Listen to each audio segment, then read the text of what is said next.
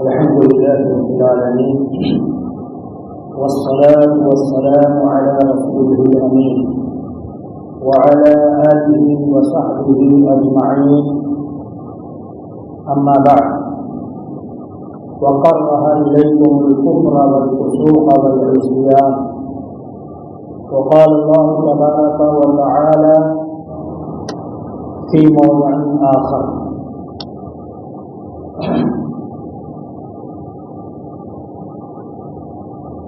وقال النبي صلى الله عليه وسلم عن أبي أمامة رضي الله عنه قال قال رسول الله صلى الله عليه وسلم أنا زعيم ببيت في ربض الجنة لمن ترك مراء وإن كان محقا وببيت في وسط الجنة لمن ترك الكذب وإن كان مازحا وببيت في أعلى الجنة لمن حسن خلقه.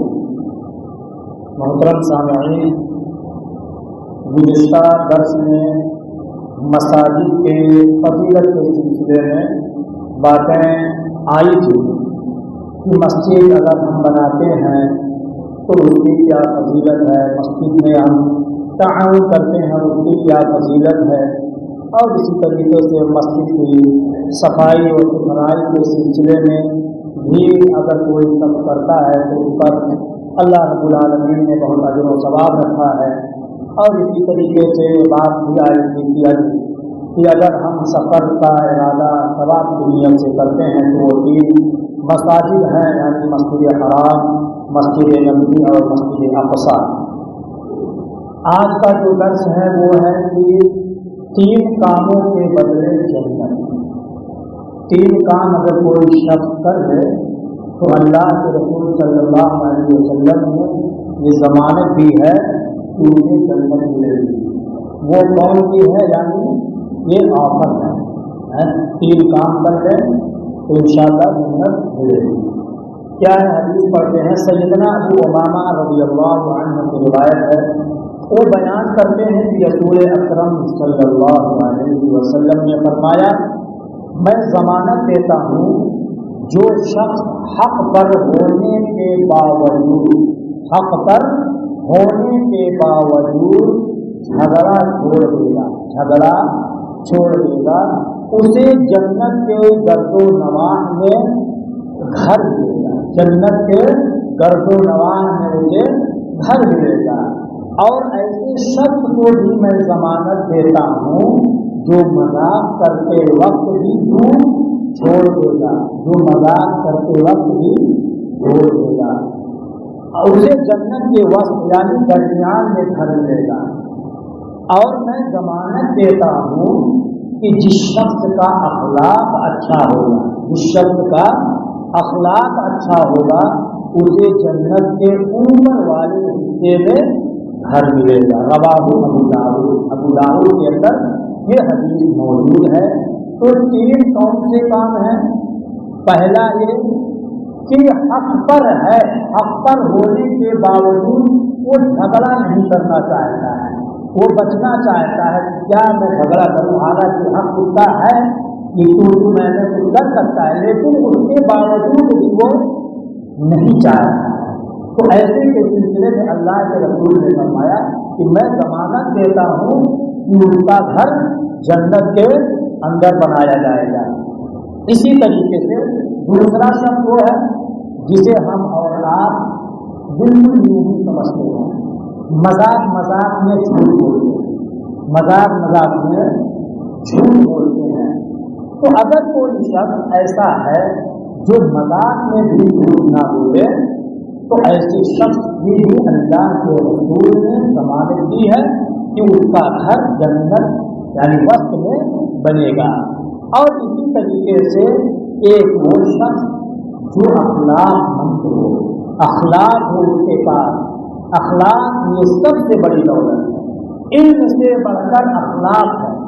اگر اخلاق کے سلسلے میں گفتگو کی جائے تو اسلاف کرام کے کہیں آتا ہے कि अगर वो 20 साल इल्म में लगाते थे तो अखलाक के लिए 30 साल लगाते थे, अखलाक के लिए 30 साल लगा देते थे। यानी अखलाक ये सबसे बढ़कर, इल्म से भी बढ़कर अखलाक है। अगर हमारे अखलाक अच्छे हैं, दुरुस्त हैं, तो गैर भी देख करके हमारे अंदाज से, हमारी गुफ्तगू से, हमारे चाल चलन से वो मुतासिर हो करके वो सही चीज को भी अपना सकता है। हज़रत अब्दुल्लाह इब्न मसऊद रज़ियल्लाहु तआला अन्हु की रिवायत को बयान करते हैं कि रसूलुल्लाह सल्लल्लाहु अलैहि वसल्लम ने फरमाया, सिबाबुल मुस्लिमी फुसूकुन व क़ितालुहु कुफ्र, मुसलमान को गाली देना फुसूक नाफरमानी है।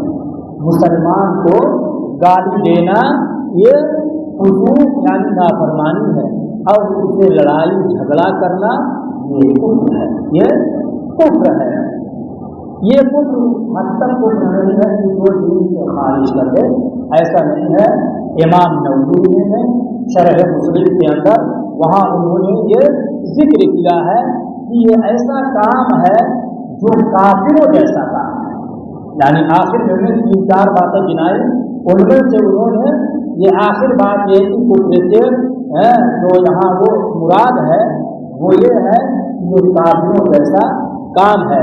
लेकिन फिर भी हम और आप देखें कि आज मुसलमानों की जबान पर बात बात में गाली भरी। आप देखते हैं, रास्ता चलते हुए सुने, देख लें, कितने ऐसे लोग हैं जो गालियों से लोगों का स्वागत करते हैं, गालियाँ देते हैं, और इसी तरीके से लड़ाई झगड़ा ये एक आम सी बात हो गई है।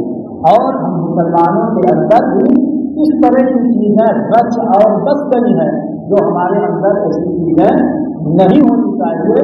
और इसी चीज को अल्लाह सुब्हानहू व तआला ने सूरह हुजरात आयत नंबर 7 के अंदर फरमाया, वकर्रहा इलैकुमुल कुफ्र वल फुसूक़ वल इस्यान उलाइका हुमुर राशिदून। अल्लाह सुब्हानहू व तआला फरमा रहा है कि अल्लाह ने कुफ्र, फुसूक़ और इस्यान को तुम्हारे लिए नापसंद किया है।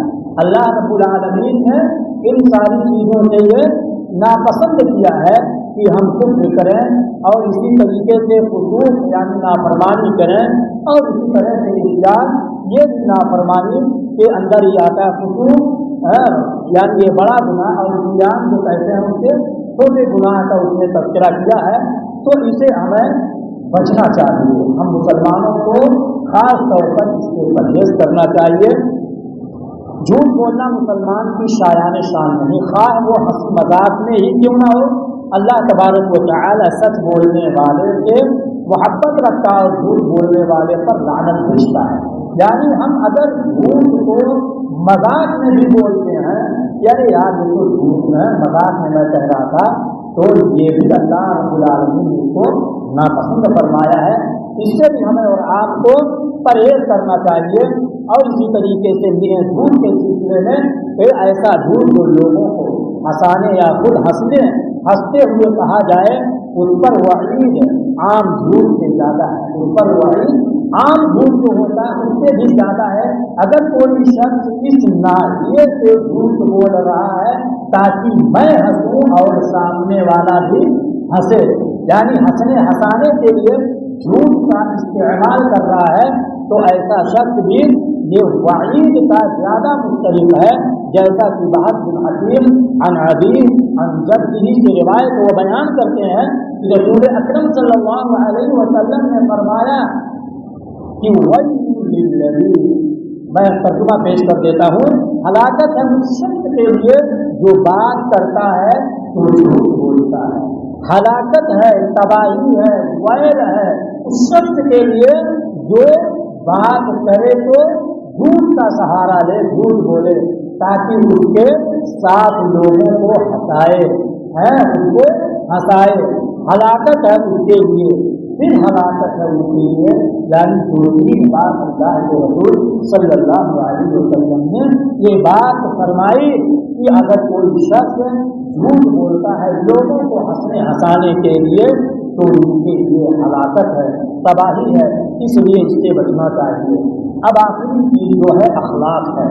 نبی کریم صلی اللہ علیہ وسلم ساری کائنات سے اعلیٰ و افضل و ابتر تھے، پھر اس لیے ان کا اخلاق بھی سب سے اعلیٰ اور اچھا تھا۔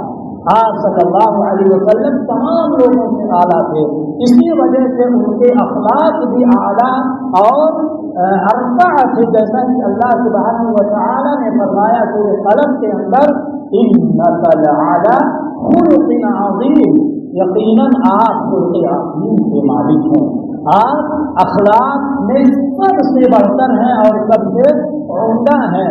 اور یہی کسی عربی شاعر نے کیا ہی خوب کہا ہے، بلغ العلا بکمالہ، بلغ العلا بکمالہ، کشفت الہدی بجمالہ، حسنت جمیع خصالہ، صلوا علیہ وآلہ، صلوا علیہ وآلہ، یعنی آپ صلی اللہ علیہ وسلم وہ بلندیوں پر جو پہنچے، ان کے یعنی ان کو جو یہ چیز حاصل ہوئی ان کے اخلاق کی وجہ سے، ان کے کردار کی وجہ سے، ان کے چال و چلن کی وجہ سے اللہ رب العالمین نے آپ صلی اللہ علیہ وسلم کا مقام اونچا فرمایا۔